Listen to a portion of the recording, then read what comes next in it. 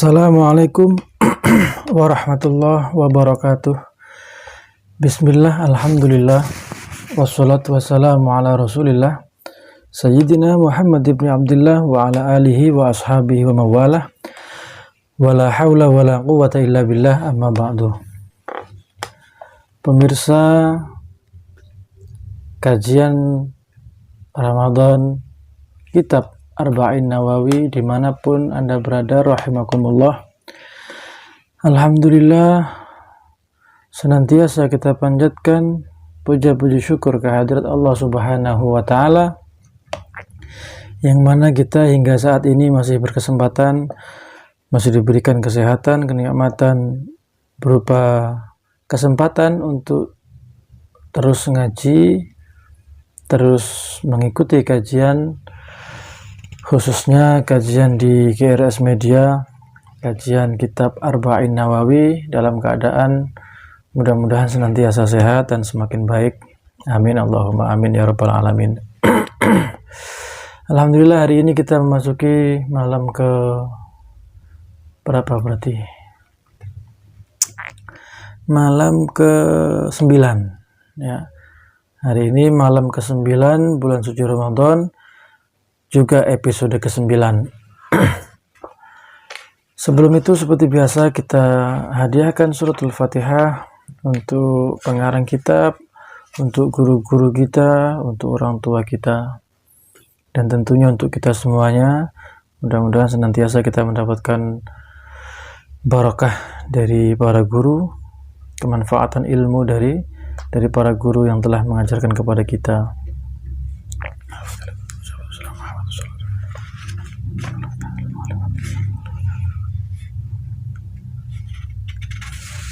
Al-Fatihah. A'udzu billahi minasyaitonir rajim. Bismillahirrahmanirrahim. Alhamdulillahi rabbil alamin arrahmanir rahim maliki yaumiddin. Iyyaka na'budu wa iyyaka nasta'in. Ihdinas siratal mustaqim. Siratal ladzina an'amta 'alaihim ghairil maghdubi 'alaihim waladdallin. Amin.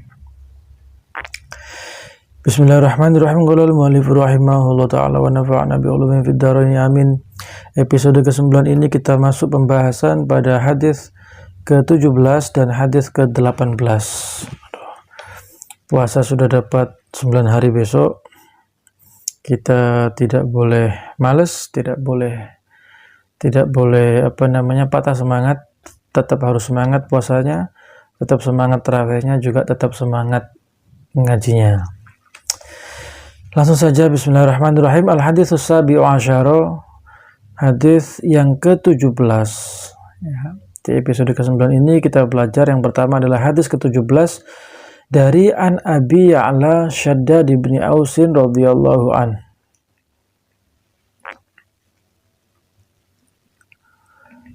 Dari Abi Ya'la Shaddad bin Aus radhiyallahu an Rasulillah sallallahu alaihi wasallam qol, dari Rasulullah Muhammad sallallahu alaihi wasallam, beliau bersabda, Kanjeng Nabi dawuh, innallaha katabal ihsana ala kulli syai'in fa idza qataltum fa ahsinul qitlata wa idza dhabhtum fa ahsinul dhibhata wal yuhidda ahadukum syafratahu wal yurih dhabihatahu, rawahu Muslim. Senada dengan episode-episode yang lalu, kali ini hadis ke-17 ini juga membahas tentang kebaikan, di mana Nabi Muhammad SAW bersabda, innallaha katabal ihsana ala kulli syai'in. Sesungguhnya Allah Subhanahu wa Ta'ala itu menempatkan kebaikan di segala sesuatu, di setiap hal, di segala hal. Sesungguhnya Allah Subhanahu wa Ta'ala mengharuskan kebaikan. Allah itu senantiasa memerintahkan kebaikan ala kulli syai'in, atas segala sesuatu, atas semuanya, semua hal, atas manusia, atas hayawan, atas tumbuh-tumbuhan, semua makhluk Allah. Allah menetapkan kebaikan di atas semua makhluk. Jadi artinya kita sebagai manusia, sebagai salah satu makhluk Allah yang berwujud manusia, kita harus senantiasa melaksanakan kewajiban, kebaikan. Kita senantiasa memberikan dan melakukan kebaikan kepada siapapun. Fa'idha qataltum fa'ahsinul qitlata. Kepada siapapun, dalam hal apapun. Di sini diterangkan di atas ke-15 ini, kita di atas ke-15 ini kita diberikan contoh, diberikan gambaran, tidak hanya dalam beribadah, tidak hanya dalam berkeluarga, tidak hanya dalam bersosial, tidak hanya dalam kondisi lingkungan kita, sekitar kita, tapi juga fa'idha qataltum, ketika kita membunuh, fa'ahsinul qitlah. Ketika kita membunuh sekalipun, membunuh manusia ini dalam kondisi yang buruk, kondisi yang paling buruk, bahkan dalam hal membunuh saja kita harus membunuh dengan cara yang baik. Ketika ditegakkan hukum kisos, maka ketika membunuh manusia itu harus dengan cara yang baik. Sekiranya orang mati itu tidak tersiksa, jadi tidak boleh sebelum kita menghukum mati orang kemudian disayat-sayat dulu, dicongkel matanya, tidak boleh. Membunuhnya juga harus dengan cara yang baik. Itu membunuh manusia. Wa idza dabahtum fa ahsinu dzibha. Termasuk membunuh hayawan, menyembelih hewan kurban atau hewan sembelihan. Itu juga harus dengan cara yang baik. Wal yuhidda ahadukum syafratahu wal yurih dzabihatahu.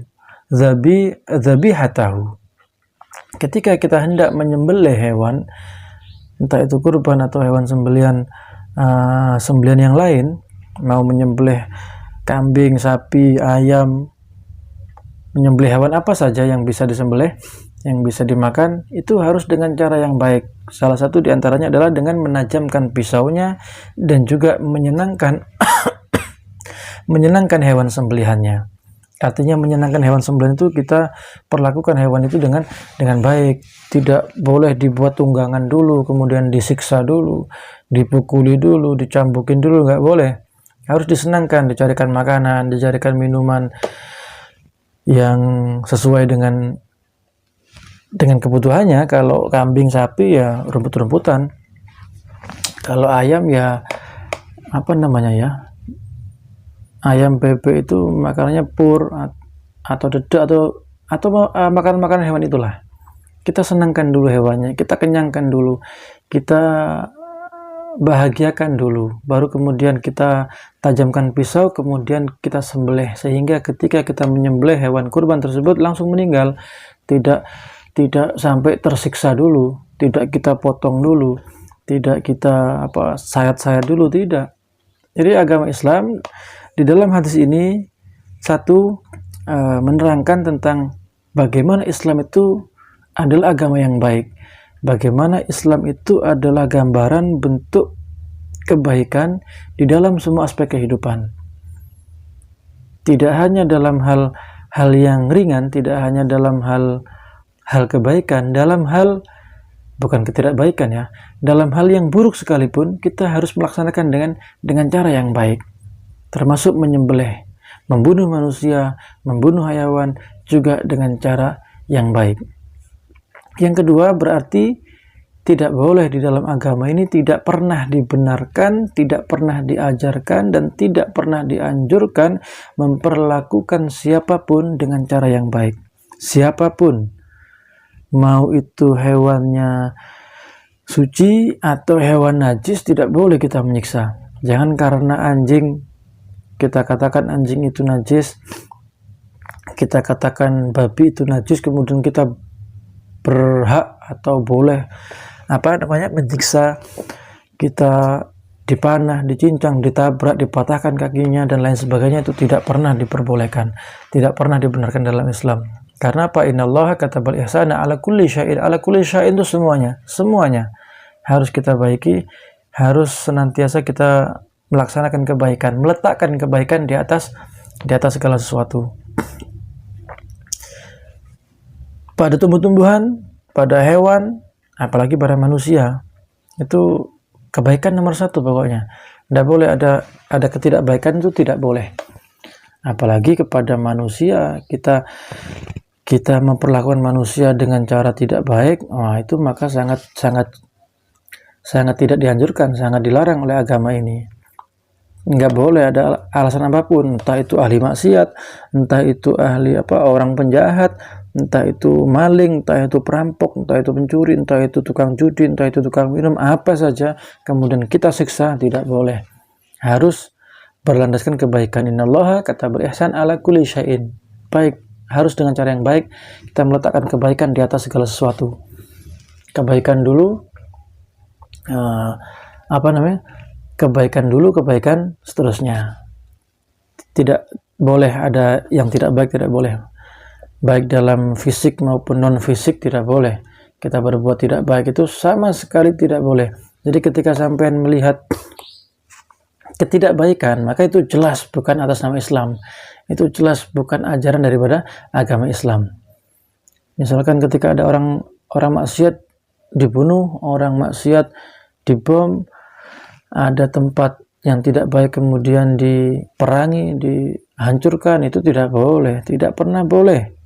Wistalah, betul nonton, alasan Islam, alasan membela agama, alasan apapun tidak pernah diperbolehkan ketika kita berbuat ketidakbaikan, bahkan kepada orang yang tidak baik sekalipun. Sudah banyak contohnya di pertemuan-pertemuan kemarin, sudah sering sekali saya contohkan, bahkan di kajian-kajian manapun sering sekali dicontohkan bagaimana Rasulullah bersikap baik kepada siapapun, kepada apapun, kepada manusia, kepada tumbuhan, kepada hewan, kepada apa saja, Rasulullah senantiasa berbuat kebaikan. Jadi insya Allah dari hadis yang ke-17 ini kita bisa berupaya untuk benar-benar belajar, membiasakan, karena kalau kita tidak dibiasakan itu kita susah untuk terbiasa. Kita bisa karena kita terbiasa. Kita terbiasa karena kita mau membiasakan diri. Kita mau membiasakan diri berarti kita mau memaksa diri kita untuk terbiasa. Kalau tidak dipaksakan susah. Dari kecil kita diajari oleh orang tua kita untuk sopan santun. Dari kecil kita diajari orang tua untuk mencium tangan orang tua, mencium tangan guru. Dari kecil kita diajarkan untuk berbahasa yang baik. Nah, ini bahasa ini penting. Makanya saya itu tidak pernah setuju ada orang tua, ada wali santri, wali murid, atau orang tua siapapun mengajarkan kepada anaknya atau membiasakan kepada anaknya atau membiarkan anaknya tidak berbahasa halus kepada orang tuanya dan juga kepada gurunya. Banyak guru-guru kita itu mengajarkan kepada kita, jangan berbuat baik kepada guru dulu sebelum kamu mau bisa berbuat baik kepada kedua orang tua. Jangan boso dulu, jangan boso ke guru dulu sebelum kalian bisa boso kepada orang tua. Jadi janganlah dengan alasan supaya akrab, dengan alasan malu, dengan alasan biar tidak ada jarak, kemudian orang tua wis gak usah boso-bosoan, wis lah cong, la usah abasah, misalkan kalau kata orang Madura, wis lah la usah abasah, male akrab, male tak canggung, male ada jarak, begitu. Kalau kata orang Madura begitu biasanya. Saya paling tidak setuju dan saya paling paling keras dalam menyuarakan ketika ada santri, ada murid, ada siapapun, maaf, lagi kumat, ambeyennya ini sakit duduknya. Kepada siapapun, ketika dia orang tua mengajarkan anaknya untuk tidak berbahasa halus atau berboso, maka saya sering sekali bersuara atau memprotes, bahkan ke anak-anak saya, ke anak didik saya, murid-murid maupun santri-santri. Saya selalu mewajibkan kepada mereka untuk berbahasa halus kepada orang tuanya. Kalau malu, ya minimal berbahasa Indonesia lah kalau malu. Kan nggak mungkin ada anak bilang ke bapaknya, Pak, kon tak kampleng, Pak kon iku elek, Bu kon iku. Nah, ibunya dikon-kon itu, ya Allah, naudzubillah. Bu hedah, Bu kakeh, Pak kakeh, Pak been. Nah, itu kalau bahasa orang Madura begitu. Itu sama sekali, ya Allah, apa ya bilangnya, ini bukan bingung, karena saking sakitnya di dalam hati ini sampai susah mau mengatakan. Janganlah ada anak yang seperti itu, jangan. Untuk orang tua, untuk wali santri, wali murid, mohon bantuannya, mohon kerjasamanya, agar kita bisa mendidik anak kita dengan baik, agar kita bisa sama-sama mengajari anak kita dengan baik. Salah satu diantaranya adalah berboso. Apa ya, bahasa Indonesianya apa itu berboso? Itu berbahasa halus kepada kedua orang tua. Innallaha katabal ihsan ala kulli syai'in. Sudah kebaikan di atas segala hal. Rawahu Muslim. Yang berikutnya al-hadis tsamina asyara, hadis yang ke-18. Hadis yang ke-18 ini an Abi Dzarrin Jundub bin Junadah wa Abi Abdurrahman Mu'adz bin Jabal radhiyallahu anhuma. Dari sahabat Mu'adz bin Jabal an Rasulillah sallallahu alaihi wasallam qol, dari Rasulullah Muhammad sallallahu alaihi wasallam, Kanjeng Nabi bersabda, kelekean terus. Makanya kalau buku itu jangan banyak-banyak dulu biar nggak kelekean, biar nggak sakit perut, sakit sembarang kali ini. Makan secukupnya, jangan balas dendam, ya. Jangan kayak saya. Rasulullah bersabda, ittaqillaha haitsu ma kunta wattabi'is sayyi'atal hasanata tamhuha wa khaliqin nasa bi khuluqin hasan. Dari sahabat Mu'adz bin Jabal, beliau menyampaikan bahwasanya Rasulullah Shallallahu alaihi wasallam bersabda, ittaqillaha haitsu ma kunta. Di dalam hadis ke-18 ini ada 3 poin, ada 3 hal yang bisa kita pelajari, yang bisa kita ambil pelajarannya. Yang pertama adalah ittaqillaha haitsu ma kunta. Bertakwalah engkau, bertakwalah kalian, kita ini bertakwa kepada Allah haitsu ma kunta, dimanapun kita berada. Kita yakini betul bahwasanya tidak ada satu tempat pun tidak ada satu tempat pun yang bisa luput dari pengetahuan, dari pantauan, dari pandangan Allah. Boten wonten, tidak ada kita bisa bersembunyi dari Allah, itu tidak pernah bisa. Suatu ketika ada seorang santri bersama beberapa kawan santri itu diberikan challenge. Apa challenge itu? Diberikan tantangan, diberikan semacam tantangan oleh kiainya. Wahai santri-santriku, coba kalian sembunyikan, katanya kiai ini, coba kalian sembunyikan ayam ini. Kiai itu punya ayam banyak, semua santri dikasih ayam satu persatu, kasih ayam. Coba kalian sembunyikan ayam ini di tempat yang tidak ada satupun yang bisa melihat, di tempat yang tidak ada satupun yang bisa mengetahuinya. Sudah faham Kiai, faham, sudah berangkat, sembunyikan.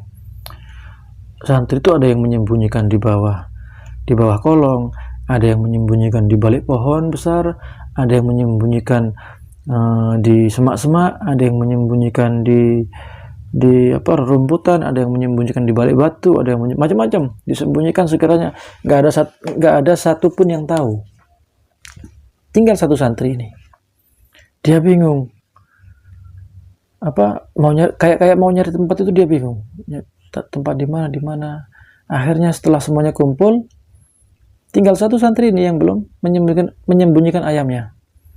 Oleh kiai ditanya, wahai santriku, apakah sudah kalian sembunyikan? Sudah kiai, sudah. Duh, itu kok ada satu. Kamu sini, katanya kiai. Itu kok kamu belum menyembunyikan ayamnya? Apakah kamu nggak menemukan tempat? Betul kiai, saya tidak menemukan tempat yang sekiranya tidak ada satupun yang tahu, yang paham. Kok bisa? Ya Kiai, saya sembunyikan di sini, di bawah, di balik pohon, ketahuan. Saya sembunyikan di balik batu, ketahuan. Saya sembunyikan di dalam semak-semak, ketahuan. Ketahuan oleh siapa, kata kiainya? Ketahuan oleh Allah, Kiai. Saya taruh di mana, ketahuan. Bahkan ini, semisal ayam ini saya sembelih, saya makan pun, Allah masih tahu, Kiai. Dan saya tidak menemukan satu tempat pun yang di luar pengetahuan Allah. Semua Allah pasti tahu. Nah, maka kata Kiai, memuji santri tersebut, wahai santriku, kamu benar, sodakta, kamu benar. Kamu benar bahwa tidak ada satu tempat pun, tidak ada satu persembunyian pun yang luput dari pantauan Allah Subhanahu wa Ta'ala. Maka ittaqillah haitsuma kunta. Sampai di pondok, ittaqillah, bertakwa kepada Allah, takut kepada Allah. Sampai di rumah juga bertakwalah kepada Allah. Sampai di dalam kamar bertakwalah kepada Allah. Ketika manusia itu mau bertakwa di mana saja, maka manusia tersebut tidak akan berani, tidak akan mampu melakukan kemaksiatan. Sebab apa? Dia takut terlihat oleh Allah, takut dilihat oleh Allah. Mau mencuri nggak berani, mau berbohong pun nggak berani. Bahkan ketika orang itu bertakwa dengan sepenuh-penuhnya takwa, dia mau merasani orang saja tidak berani, mau ngerasani orang dalam hatinya saja tidak berani. Karena apa? Karena orang yang seperti itu tahu betul, yakin bahwa Allah itu menilai semua hal. Allah itu tahu segala hal. Apa yang kita ucapkan, apa yang kita perbuat, bahkan apa yang kita sembunyikan dalam hati, Allah paham, Allah ngerti. Sampai ngerasani orang, ngerasani tok iki, miru ngirek misalkan, lambe ngirek dowe, batu irek nunung misalkan ini, nggak sampai ucapkan, Allah tahu. Allah tahu, tidak ada satu tempat pun yang Allah nggak tahu, semua Allah tahu. Sampai ngerasani saya mungkin, atau sampai ngerasani orang di sebelahnya sampean. Orangnya nggak tahu, saya nggak tahu, tapi Allah tahu. Maka ketika kita faham betul bahwa Allah tahu kita kemana saja, kita di mana saja, maka kita akan mampu menjalankan perintah ittaqillaha haitsuma kunta. Kita akan mampu menjalankan ketakwaan di mana saja kita berada. Orang mau bermaksiat, orang berani berbohong, orang berani melakukan hal-hal yang dilarang, itu karena dia merasa tidak diawasi oleh Allah. Dia merasa Allah tidak melihat. Dia lupa bahwa Allah maha melihat. Maka ittaqillaha haitsuma kunta. Yang pertama, kita harus belajar senantiasa bertakwa kepada Allah. Bertakwa itu secara garis besar, secara umum, menjalankan semua yang diperintahkan, menjauhi semua yang dilarang. Di mana saja, kapan saja, bersama siapa saja, waktu apa saja, kita harus tahu, kita harus yakin betul bahwa Allah sedang melihat kita, Allah sedang memperhatikan kita. Maka insya Allah ketika kita sadar itu, kita akan mampu menghindari maksiat atau dosa-dosa yang lain. Mudah-mudahan kita bisa mengamalkan hal itu. Khususnya saya sendiri, mudah-mudahan namanya manusia ya, kadang-kadang khususnya saya ini sering lupa bahwa Allah itu tahu, itu sering lupa, nggak enak menang kadang-kadang itu kalau ada orang liwat itu mesti ngerasani, kalau ada teman yang lebih baik itu pasti dirasani. Lupa kalau Allah itu melihat, lupa kalau di dua pundak kita itu ada malaikat yang senantiasa mencatat setiap amal perbuatan kita. Mudah-mudahan kita selalu ingat. Yang kedua, wattabi'is sayyi'atal hasanah tamhuha. Yang kedua adalah kita diajarkan dalam hadis ini untuk menyegerakan atau mengikutkan kebaikan di setiap keburukan yang kita lakukan. Maaf. Ketika kita melakukan maksiat, kita melakukan kesalahan, kita melakukan dosa, hendaknya kita sesegera mungkin untuk menyusul dengan kebaikan. Contoh, ketika kita ngerasani orang itu, si fulan atau si fulana itu kok begini begitu, harus segera kita sadarkan diri, kemudian kita susul dengan kebaikan. Astagfirullah, ya Allah, mohon maaf ya Allah, saya nggak sengaja ngerasain orang itu. Ketika sampean menyakiti hati orang, atau ketika sampean melukai orang, baik fisik maupun non fisik, segera susul dengan kebaikan. Misalkan dengan membantu orang tersebut, misalkan dengan ketika kita habis mengambil hak orang, kemudian kita susul dengan kebaikan, kita memberikan hak tersebut, kemudian kita tambahi dengan bersedekah. Kenapa? Tamhuha. Ketika kita mengikutkan kebaikan di setiap keburukan yang kita lakukan, maka kebaikan itu mampu meleburkan, mampu menghancurkan, mampu menghapuskan keburukan yang kita lakukan. Sampean mari meso misalkan, mari meso cepet-cepet astagfirullah, cepet-cepet istighfar. Ketika sampean habis menyakiti teman, cepat-cepat minta maaf, susul dengan kebaikan. Ketika sampean habis berbohong, cepat-cepat sampean susul dengan kebaikan, dengan kejujuran, atau dengan kebaikan yang lain.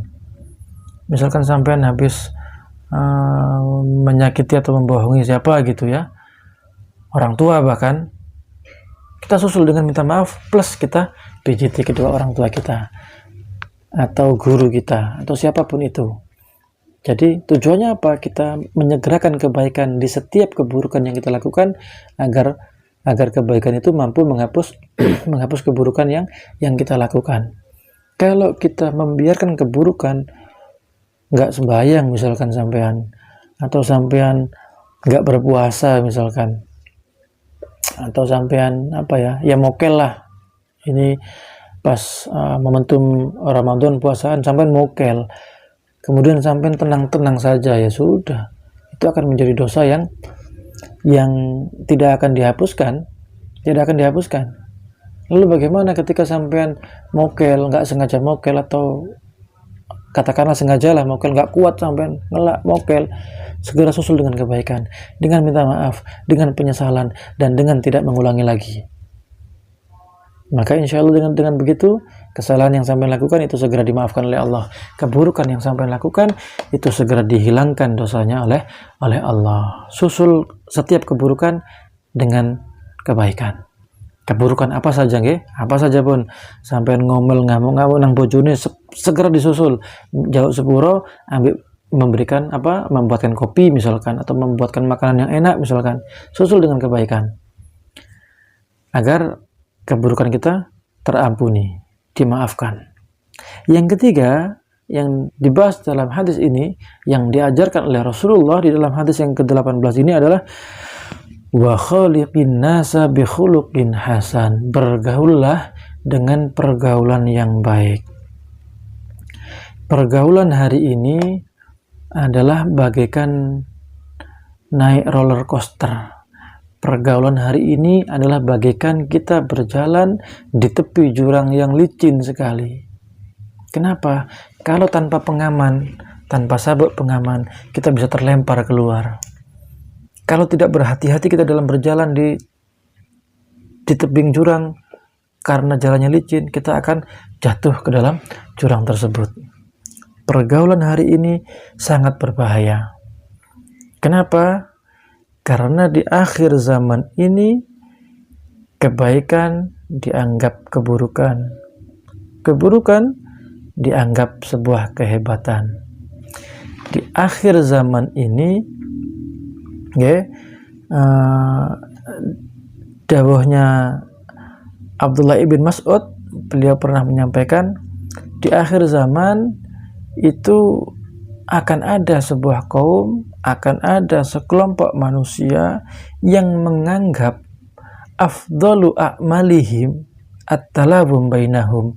Akan ada sekelompok manusia yang menganggap bahwa ibadah yang paling hebat, ibadah yang paling keren, kelakuan yang paling bagus adalah saling menyalahkan, saling mencaci, saling menghina satu sama lain. Jadi di akhir zaman ini, saat niki Pak, Bu, Mbak, Mas, Dek, saat niki yang terjadi adalah siapa orang yang paling pandai menyakiti orang, siapa orang yang paling pandai berkata kasar, maka itulah yang dianggap hebat. Lek sampean pinter gawe fitnah, sampean pinter adu domba, sampean akan banyak pengikutnya. Titenono pun, sampean titeni pun. Semakin pinter orang itu membuat fitnah, semakin pinter orang itu membuat adu domba, semakin pinter orang itu menjelekkan orang lain, banyak pengikutnya. Banyak pengikutnya, banyak pemuja-mujinya, banyak followernya. Nggih. Semakin hebat dia bermaksiat, semakin banyak followernya. Sampai tingali pun, atau ibu-ibu khususnya, HP ini anak sampean tingali, sing lanang khusus ini, sing wedok jane bodoh ae. Mbak-mbak, adik-adik, anak-anakku semuanya, coba dilihat di pergaulan sosial media hari ini, yang paling banyak pengikutnya adalah yang paling berani membuka auratnya. Yang paling banyak pengikutnya adalah yang paling berani berkata kasar, berkata kotor. Yang paling banyak fansnya adalah yang paling berani melakukan kemaksiatan. Semakin dia membuka tubuhnya, Masya Allah, na'udzubillah, semakin banyak yang melihat. Di mana saja. Makanya kalau kepingin jadi tiktokers, kepingin jadi selebgram tuh gampang kalau zaman sekarang ini. Wis cukup ketokno udele ae wis selebgram sudah. Cukup ketokno binggule sedikit saja, waduh, banyak itu sudah iklannya. Kenapa? Ya memang begitu. Yang seperti itu yang dianggap hebat, yang seperti itu yang dianggap keren, yang seperti itu yang dianggap mewakili kaumnya, mewakili kelompoknya. Sudah jatuh sekarang ini dawuhnya Abdullah ibn Mas'ud, di zaman sekarang ini, akhir zaman iki sapa wong sinten tiyang sing paling apik keeleane, apik keeleane, sing paling dianggap hebat oleh orang. Pendakwah, pendai misalkan. Makanya saya ini salah satu pendakwah yang nggak patek payu. Saya ini kalau disebut dai, termasuk dai yang nggak patek laku.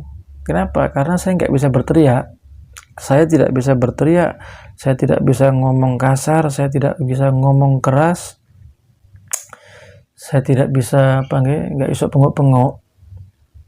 Coba sing pengok-pengok, laris Pak, laris. Sing pinter pengok-pengok mengacungkan begini, laris. Kenapa? Sudah akhir zaman, sudah begitu. Apakah yang lembut-lembut gak ada pengikutnya? Banyak. Yang lembut banyak pengikutnya. Gus Baha lembut, saya banyak pengikutnya. Ada Gus Miftah lembut, saya banyak pengikutnya. Ada Gus-Gus yang lain, kiai-kiai yang lain, Kiai Mustafa Bisri lembut, banyak pengikutnya. Al-Mahfurlah Mbah Maimun banyak pengikutnya. Iya, banyak. Tapi memang banyak yang lembut itu banyak pengikutnya.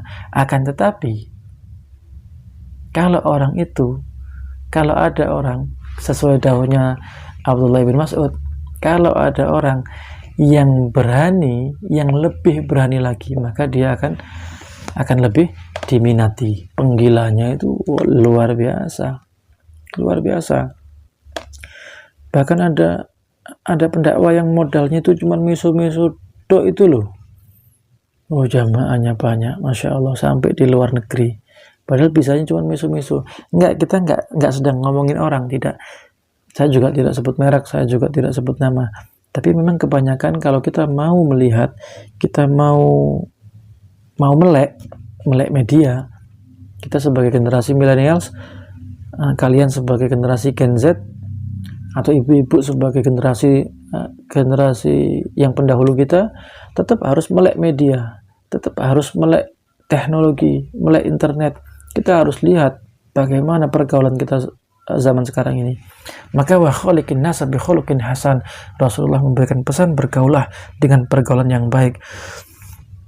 Bergaulah dengan siapapun dengan pekerti yang baik, dengan akhlak yang baik. Bagaimana ketika kita bergaul dengan orang yang lebih tua, kita harus menghormatinya. Ketika kita bergaul dengan orang yang lebih muda, kita harus bisa menyayanginya. Kalau kita bergaul dengan orang yang tidak kita kenal, bagaimana sopan santun kita. Kita bergaul dengan orang yang sudah lama kita kenal atau baru kita kenal, bagaimana cara kita memuliakan orang tersebut, bagaimana cara kita menghormati orang tersebut. Itu harus ditanamkan sejak dini di dalam kehidupan kita, khususnya di anak-anak kita, di adik-adik kita. Harus ditanamkan sejak dini bahwa kita kepada siapapun, disambungkan dengan hadis yang tadi, kepada siapapun kita harus berbuat yang baik, kepada siapapun kita harus berakhlak yang baik. Siapapun, penting tak tulis, siapapun, buh Islam, buh Kristen, buh Katolik, buh Nasrani, buh Hindu, buh Buddha, buh Konghucu, buh agama-agama kepercayaan, buh aliran-aliran tertentu, buh niku Syiah, buh niku Wahabi, buh niku Salafi, buh niku Ahmadiyah sekalipun, kita harus bergaul dengan akhlak yang baik. Boten pernah Rasulullah mengajarkan kepada kita bergaul dengan akhlak yang buruk, bergaul dengan mencaci maki orang lain. Boten, tidak. Ojo boleh kok Wahabi diilok-ilok, no kon Wahabi kon begini-begini, nggak boleh Syiah diilok-ilok, no kamu kafir, kamu sesat. Naudzubillah min dzalik, naudzubillah min dzalik. Jangan pernah kita menyesatkan orang, jangan pernah kita mengkafir-kafirkan orang, siapapun itu. Hatta hatta komunis sekalipun, katanya nyebut partainya yang tidak berani saya, hatta komunis sekalipun, tetap kita harus berbuat baik. Ya lek itu dibasani, lek enom diayomi, sudah, intinya itu. Ketika lebih tua dibasani, dihormati. Ketika lebih muda diayomi, disayangi, dijaga. Jangan boleh si cilik deketaki, nggak boleh wong tuwek dijambal, jangan. Yang lebih tua kepada yang lebih muda jangan semena-mena, yang lebih muda kepada yang lebih tua jangan semena-mena pula. Harus dengan cara yang baik, khususnya kepada orang tua kita, kepada guru-guru kita. Jangan sampai nggak boso, jangan sampai nggak boso. Jangan sampai kita naudzubillah durhaka kepada kedua orang tua, durhaka kepada guru kita. Kalau sudah berhadapan dengan orang tua, kalau sudah berhadapan dengan guru, itu kita lepas semuanya. Kita punya ilmu, kita lepas, kita taruh. Kita punya pangkat, kita lepas, kita taruh. Kita punya jabatan, kita lepas. Kita punya harta, kita lepas. Sudah, kita nggak punya apa-apa di hadapan orang tua dan guru. Sak pinter-pintere sampean, sak alim-alime sampean, sak hebat-hebatnya sampean, ketika berhadapan dengan orang tua, ketika berhadapan dengan guru, sampean bukan siapa-siapa. Sampean bukan siapa-siapa. Wis ojo mesedak, boleh alim, boleh pinter, boleh sok mojo kitab, boleh hafal Al-Quran. Kemudian orang tuanya nggak hafal Al-Quran, orang tuanya nggak bisa baca kitab, sampai ilok-ilok, no, jangan, nggak ada. Taruh ilmunya, taruh pangkatnya, taruh harta bendanya, taruh, nggak berguna itu di hadapan orang tua, di hadapan guru. Mungkin sampai punya guru SD misalkan, anak-anakku ini, adik-adik ini, anak-anak santri punya guru SD dulu ketika ngajari kita SD. Kemudian mohon maaf, mungkin guru SD kita membaca Al-Qur'annya kurang baik, kurang benar, karena mungkin ngajar umum. Kemudian kita pulang dari pondok, ketemu dengan guru SD, mendengarkan beliau baca Al-Qur'an salah. Kemudian kita caci maki, ya apa pak sama guru gak pentos blas, guru gak sok maca Qur'an. Nauzubillah min dzalik, laknat kamu. Jangan sekali-kali menyakiti guru, jangan sekali-kali menyakiti kedua orang tua. Meskipun kamu lebih hebat, meskipun kamu lebih pintar, meskipun kamu lebih kaya, lebih berpangkat, jangan sekali-kali meletakkan orang tua dan guru di bawah kita. Orang tua dan guru wajib di atas kita. Mbah gurumu pinter, mbah gurumu gak pinter, pokoknya guru nih sampean, sing ngajari sampean mulai cilik, hormati beliau. Hormati beliau. Cium tangannya. nunduk di hadapannya, dengarkan ketika beliau berucap, jangan disela, jangan dibantah ketika beliau memberikan nasihat.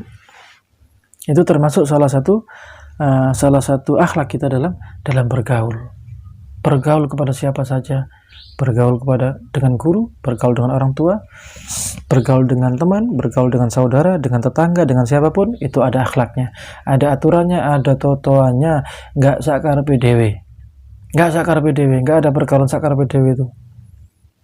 Saya selalu mengajarkan kepada anak-anakku untuk tidak mudah menilai orang lain. Wes hebat-hebatmu, wes sakti-saktimu, jangan mudah menilai orang lain, apalagi menilai buruk terhadap orang lain. Engkau ketok wong ketok orang tatoan misalkan, ketok wong tatoan, ketok orang tindian, ketok orang semiran, kemudian kita wah ahli neraka itu. Oh, jangan, naudzubillah, jangan. Belum tentu kita lebih hebat daripada beliau, belum tentu kita lebih baik daripada mereka, belum tentu kita lebih diterima amal ibadahnya daripada orang yang kita hina itu. Boten mesti Bu, boten mesti nak, tidak mesti. Sampai ketemu sopo enggak mesti sampean ku luweh apik timbang orang itu. Tempatkan kita sedikit di bawah orang tersebut. Artinya apa? Supaya kita bisa menghormati orang itu. Cukuplah, nggak ada ruginya. Orang menghormati orang lain itu tidak ada ruginya, malah badi sampean, badi untung besar ketika kita mampu dan mau menghormati orang lain, menghormati sesama, suku apa saja, agama apa saja, warna kulit apa saja, jenisnya apa saja, kita wajib saling menghargai, kita wajib saling menghormati, dan tidak saling mencaci maki. Aja dilokno ono sapa wong apa, jangan dilokno, jangan dicaci maki, jangan dihina pun nggih. Niki khususnya teng Ramadan nggih, umumnya di luar Ramadan selama setahun penuh, bertahun-tahun lah, kita setiap hari lah kita usahakan mulai sekarang, mulai hari ini, mulai saat ini kita berbaik sangka kepada orang. Ono wong mungkin di pandangan kita saelek-eleke wong, mulai sekarang kita rubah bahwa orang itu lebih baik daripada saya. Kenapa? Mungkin orang itu sekarang bermaksiat, tapi siapa tahu ketika kelak besok atau lusa dia bertaubat, diterima taubatnya oleh Allah, dan dia meninggal dalam keadaan husnul khotimah. Sedangkan aku, sedangkan sampean, apa sudah pasti husnul khotimah? Enggak pasti. Apakah sudah pasti kita mati dalam keadaan baik? Boten pasti. Maka apa yang kita sombongkan? Maka apa yang kita membuat kita itu lebih tinggi daripada mereka, orang lain? Boten, tidak ada. Tempatkan orang lain di atas kita, agar kita mudah menghormati, mudah menghargai orang lain. Insya Allah kalau ketika kita bisa bergaul dengan baik, dengan pergaulan yang diajarkan oleh Rasulullah, hidup kita menjadi lapang, hidup kita menjadi tenang, hidup kita menjadi lebih baik. Kita banyak teman, kita akan banyak saudara, kita akan banyak banyak lingkungan baru, kita banyak punya circle yang baik. Ketika kita banyak teman, insya Allah rezeki kita juga akan bertambah. Ketika kita banyak saudara, insya Allah pintu rezeki Allah dibuka selebar-lebarnya. Ketika kita berbuat baik kepada orang, membantu orang lain dengan kebaikan, maka sejatinya kita sedang berbuat baik kepada diri kita sendiri. Kuncinya ketika sampean berbuat baik pada orang, bergaul dengan pergaulan yang baik pada orang, maka sesungguhnya sampean berbuat baik kepada diri sampean sendiri. Sebaliknya ketika sampean jahat nang wong, sampean ngilokno wong, sampean menghina orang, sampean mencaci maki orang, sesungguhnya sampean sedang merendahkan diri sampean sendiri. Itu kuncinya. Di dalam Al-Qur'an Allah menerangkan dengan sangat jelas, ketika sampean berbuat baik, ketika kita berbuat baik kepada orang lain, maka sejatinya kita sedang berbuat baik kepada diri kita sendiri. Ketika kita berbuat buruk pada orang lain, ya sampai jahati awake dhewe, wis intine begitu. Maka tidak ada untungnya buat kita menghina orang, mboten untungnya blas. Wis telah rugi sampean. Ngerasa luwih apik timbang wong, menghina wong, rugi. Saestu rugi. Lebih untung ketika kita merasa diri kita lebih kurang. Kenapa? Karena kalau kita merasa lebih kurang daripada orang lain, kita akan mempunyai kesempatan, mempunyai kemauan untuk lebih memperbaiki. Duh, enak wong iku rek, hebat wong iku rek, pinter wong iku rek, aku nggak enak, aku nggak hebat, aku nggak pinter. Kemudian kita belajar. Wes aku tak belajar supaya enak, tak belajar supaya hebat, tak belajar supaya pinter. Bukan dalam konteks keputusasaan boten nggih. Waduh enak rek areku rek hebat rek, aku gak sok popo, kemudian putus asa. Boten. Tidak putus asa boten. Tapi ketika kita melihat orang lain itu di atas kita, akan menjadi motivasi bagi kita untuk belajar semakin lebih baik seperti orang itu, bahkan melampaui orang itu. Terus letakkan orang lain lebih di atas kita, agar kita punya motivasi untuk mengejar, untuk bisa menjadi lebih baik sama dengan orang tersebut. Terus seperti itu, kepada siapapun seperti itu. Itu namanya wa khaliqin nasa bi khuluqin hasan. Rawahu Tirmidzi wa qala haditsun hasan wa fi ba'din nusakhi hasanun. Wa fi ba'din nusakhi hasanun sahihun. Jadi di hadis yang ke-18 ini jelas, yang pertama kita diajarkan untuk selalu bertakwa kepada Allah dimanapun, kapanpun.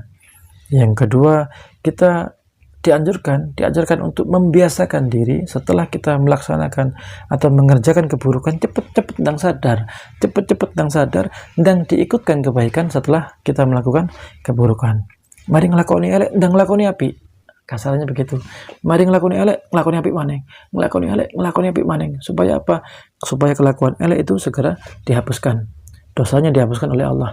Yang ketiga, kita harus bergaul dengan siapapun dengan pergaulan yang baik, dengan akhlak yang baik. Na'udzubillah min dzalik, hilangkan akhlak buruk. Jangan pernah dipakai akhlak yang tidak baik. Insyaallah mudah-mudahan barokah ngaji Ramadan ini kita menjadi manusia yang lebih baik, menjadi manusia yang berakhlak dengan akhlakul garimah, menjadi manusia yang senantiasa bertakwa kepada Allah, menjadi manusia yang mampu mengerjakan kebaikan-kebaikan, menjadi manusia yang mampu bergaul dengan pergaulan yang baik. Kita harus bergaul dengan siapa saja, kita harus melebarkan pergaulan, tapi kita harus memberikan dampak kepada pergaulan itu. Jangan kita terseret dalam pergaulan itu. Kita harus bisa memberikan warna, jangan malah kita yang diwarnai, kita yang harus mewarnai. Itu kuncinya. Warnai pergaulan, jangan sampai kita yang diwarnai oleh pergaulan. Sampai kumpul maling, kumpul rampok, kumpul tukang zino, tukang ngombe, tukang apa saja, silahkan, boleh. Hati-hati, kita harus mewarnai, jangan sampai kita yang diwarnai. Bagaimana caranya kita bisa mewarnai? Belajar dengan baik. Bagaimana caranya kita bisa berhati-hati? Belajar dengan baik. Mondok sing pinter, ngaji sing padeng. Insya Allah mudah-mudahan kita mendapatkan ilmu yang bermanfaat dan barokah. Amin. Allahumma amin ya rabbal alamin. Sekian dulu untuk episode kali ini. Lanjut lagi esok hari insya Allah. Mudah-mudahan besok kita sudah punya banner atau background atau backdrop. Sementara ini masih suasana pinky boy.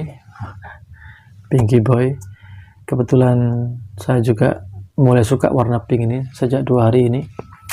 Tapi besok insya Allah lah, mudah-mudahan sudah ada warnanya dan ada tempat yang lebih baik lagi.